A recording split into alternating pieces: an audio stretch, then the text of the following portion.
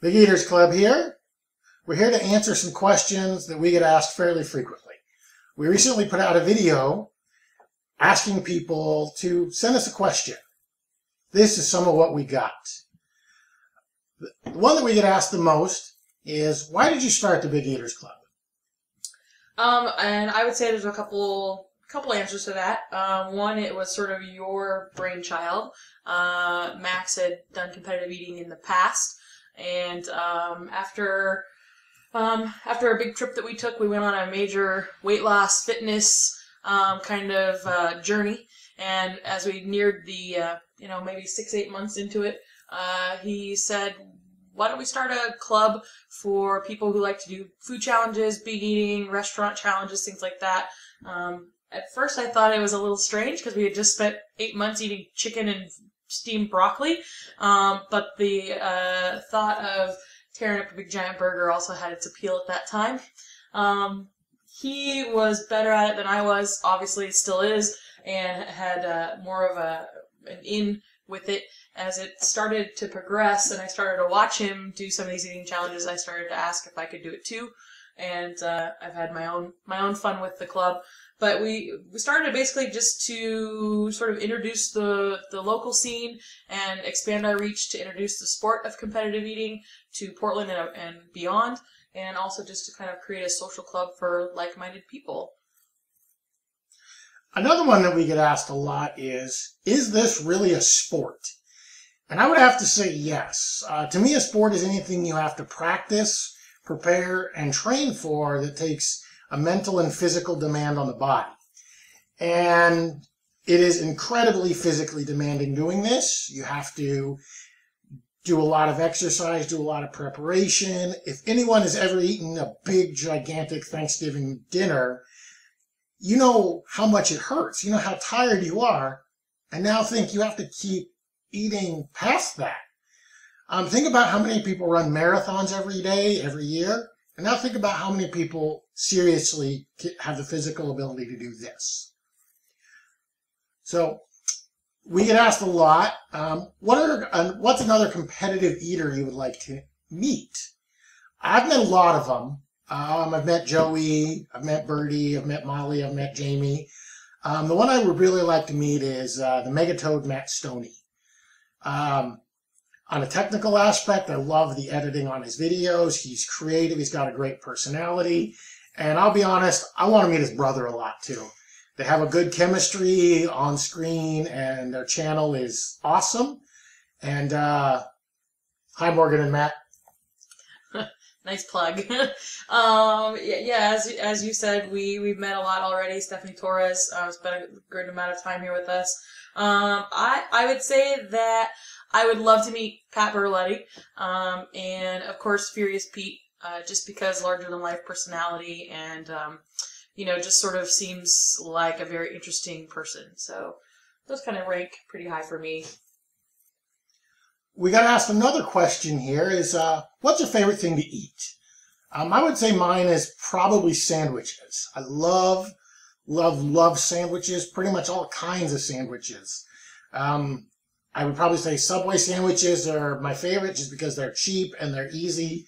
And eating a Subway sandwich will be a big, fat, giant contest and a prize. So I'd probably have to say for me, sandwiches. I would probably have to say pizza.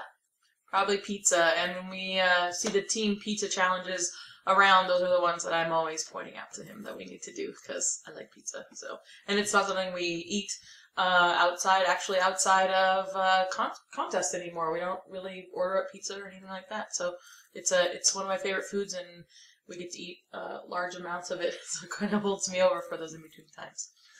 So my least favorite thing to eat is probably two things: mayonnaise and sauerkraut. I hate mayonnaise. I literally hate mayonnaise. Literally hate it. And sauerkraut, to me, smells and tastes like throw up.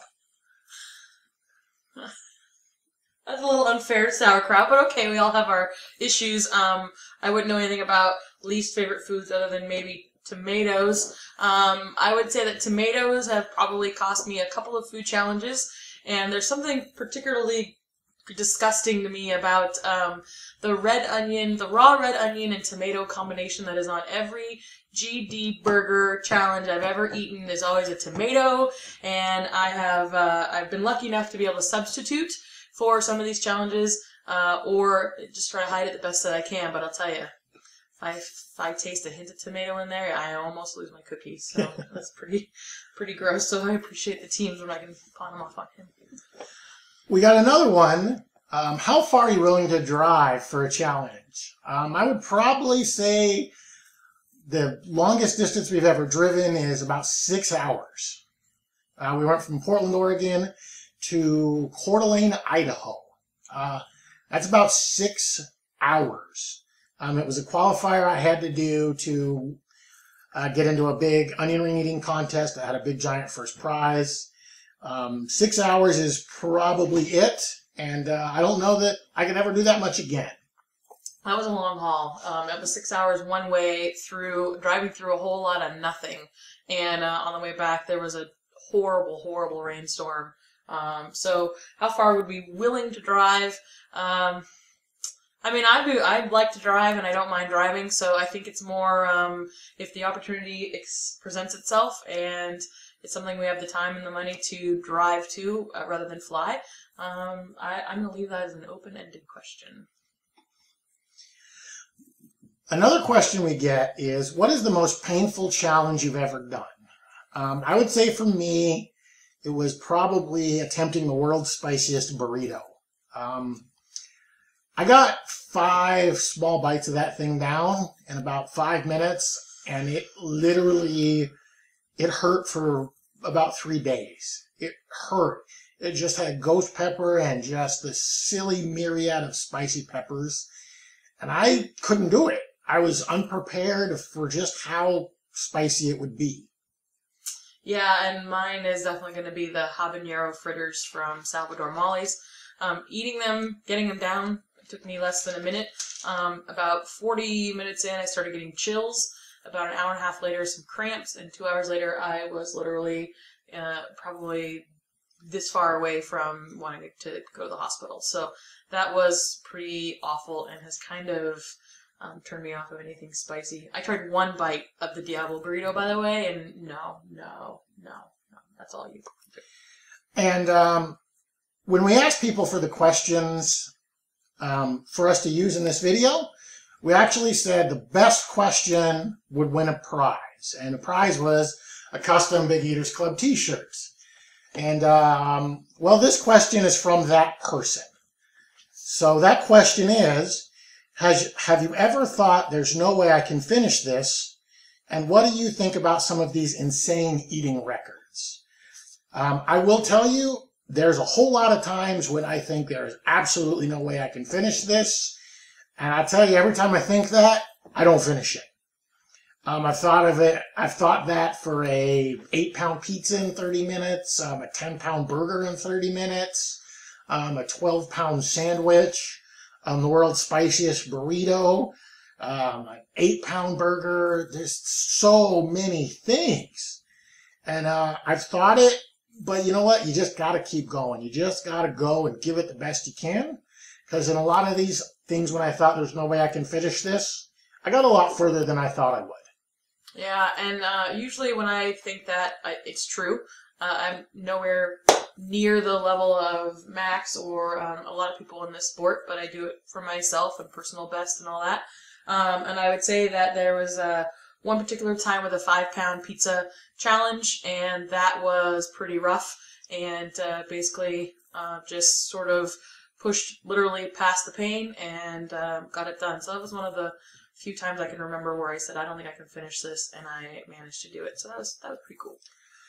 And the second part of his question is, what do we think about some of these insane eating records? And I will tell you, some of these records are ridiculous. 69 hot dogs and buns in 10 minutes, that is silly. I mean, think about how many hot dogs and buns a normal person can eat in 10 minutes.